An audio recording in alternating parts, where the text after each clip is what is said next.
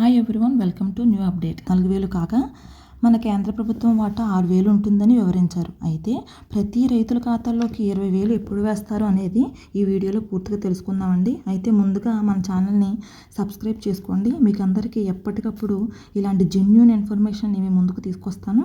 అన్నదాత సుఖీభవ పథకానికి వస్తే ఏపీ రాష్ట్ర వ్యాప్తంగా 41.4 లక్షల రైతులు దీనికి అర్హులై ఉన్నారని మంత్రి అచ్చెన్నాయుడు గారు అలాగే సీఎం గారు కూడా వెల్లడించడం జరిగిందండి. దీనికోసం 4,500 కోట్లు కేటాయించామని అన్నమయ్య జిల్లాలో సీఎం చంద్రబాబు నాయుడు గారు పర్యటన చేస్తూ అక్కడ వెల్లడించారు. అలాగే అక్కడ ఒక ప్రెస్ మీట్లో అన్నదాత సుఖీభవ పథకంపై కూడా ఒక వివరణ అయితే ఇచ్చారండి.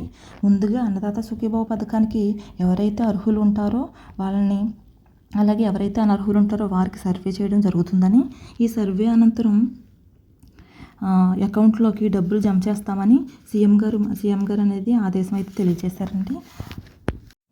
కేంద్ర ప్రభుత్వం ఇస్తున్నటువంటి పీఎం కిసాన్ పథకం కౌలు రైతులకు కొన్ని కండిషన్స్ అయితే పెట్టడం జరిగిందండి. కౌలు రైతులకు 5 ఎకరాల కంటే ఎక్కువ భూమి ఉంటే అన్నదాత సుఖీభవం 20,000 అనేవి వాళ్ళ అకౌంట్లో పడవండి. అలాగే రైతులకు మెట్ట భూమి మరియు మాగాణి రెండూ కలిపి 10 ఎకరాల కంటే ఎక్కువ భూమి ఉండకూడదని ఈ రైతుల యొక్క పొలాలను సర్వే చేయడం అనేది జరిగిందండి. 10 ఎకరాల కంటే ఎక్కువ ఉన్నట్లయితే కనుక వాళ్ళకి 20,000 అనేవి అకౌంట్లో పడవు. ఈ అన్నదాత సుఖీభవ పథకానికి అనర్హులండి. అలాగే ఎవరైతే మీ కుటుంబంలో ఇన్కమ్ ట్యాక్స్ని పే చేసే వాళ్ళు ఉంటారో, ఇన్కమ్ ట్యాక్స్ని కట్టే వాళ్ళు ఉంటారో కూడా వాళ్ళు కూడా ఈ పథకానికి పూర్తిగా అనర్హులండి. అదే కాకుండా 4-వీలర్ మీ కుటుంబంలో ఎవరికైనా సరే వారి పేరు మీద కారు ఉన్నట్లయితే ఈ పథకానికి వర్తించరండి. అలాగే సొంతంగా కారున్న 10 ఎకరాల కంటే ఎక్కువ భూమి ఉన్నా కూడా ఈ 20,000 అనేవి అకౌంట్లో పడవండి. ఫిబ్రవరి 6వ తేదీ నుంచి జరిగేటువంటి క్యాబినెట్ మీటింగ్లో ఈ అన్నదాత సుఖీభవ పథకానికి ఎవరైతే కొత్త వారు ఉంటారో, ఎంతమంది అర్హులు ఉన్నారో వీరందరినీ ఈ పథకాలకి ఎలా అప్లై చేసుకోవాలో ఈ మొత్తం పూర్తి వివరాలు అయితే తెలియజేస్తామని చెప్పారండి. ఫిబ్రవరి 6వ తేదీ నుంచి మనం అప్లై చేసుకుంటే ఈ ఫిబ్రవరి 2వ వారం చివరికల్లా మీ దరఖాస్తులన్నీ పరిశీలించి ఒకేసారి పీఎం కిసాన్ మరియు అన్నదాత సుఖీభవ మొత్తం డబ్బులన్నీ కూడా ఒకేసారి 3 విడతల్లో విడుదల చేస్తామని చెప్పి సీఎం చంద్రబాబు అయితే చెప్పడం జరిగిందండి. కేంద్ర ప్రభుత్వం రైతులకు చెప్పే శుభవార్త ఏంటంటే, గతంలో కిసాన్ క్రెడిట్ కార్డులు లిమిటెడ్ అనేది 3 లక్షల వరకు మాత్రమే ఉండేదండి. ఇప్పుడు ఈ క్రెడిట్ కార్డు యొక్క లిమిట్ అనేది 5 లక్షల వరకు చేశారు. ఇది ఖచ్చితంగా ప్రతి రైతులకు ఒక మంచి శుభవార్త అని చెప్పుకోవచ్చు.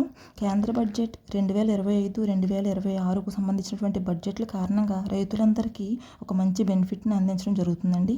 అలాగే మన ఆర్థిక శాఖ మంత్రి నిర్మలా సీతారామన్ గారు రైతులకు మరింత లబ్ధి చేకూరాలని ఈ శుభవార్త చెప్పారు. 2 లక్షల వరకు ఎటువంటి డాక్యుమెంట్ లేకపోయినా మీరు రుణం తీసుకున్నట్లయితే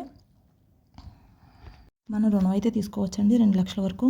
అలాగే 2 లక్షల కంటే అదనంగా తీసుకుంటే అదనపు ఆదాయ రాబడి చూపించాలి. అంటే మనం చేసే పంట భూములు కానీ లేదా పాల వ్యాపారం, గేదెలు మొదలైన అదనపు సోర్స్ అంటే అదనపు ఇన్కమ్ అనేది మనం ఖచ్చితంగా చూపించాల్సి ఉంటుందండి.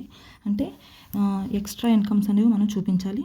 ఈ కిసాన్ క్రెడిట్ కార్డ్స్ అనేది మనం రుణం తీసుకున్నట్లయితే దీనికి నార్మల్గా అయితే 7% వడ్డీ కట్టవలసి ఉంటుందండి. అయితే ఇప్పుడు మన కేంద్ర బడ్జెట్ చెప్పిన ఒక అతి ముఖ్యమైన సమాచారం ఏంటంటే, దీంట్లో మనం 4% మాత్రమే మనం వడ్డీ కట్టవలసి ఉంటుందండి. మిగిలిన 3% కూడా మన కేంద్ర ప్రభుత్వం భరిస్తుంది. ఇది రైతులందరికీ నిజంగా మంచి గుడ్ న్యూస్ అని చెప్పొచ్చండి. ఈ వీడియో మీకు నచ్చినట్లయితే మన ఛానల్ని ఇప్పుడే సబ్స్క్రైబ్ చేసుకోండి. Thanks for watching.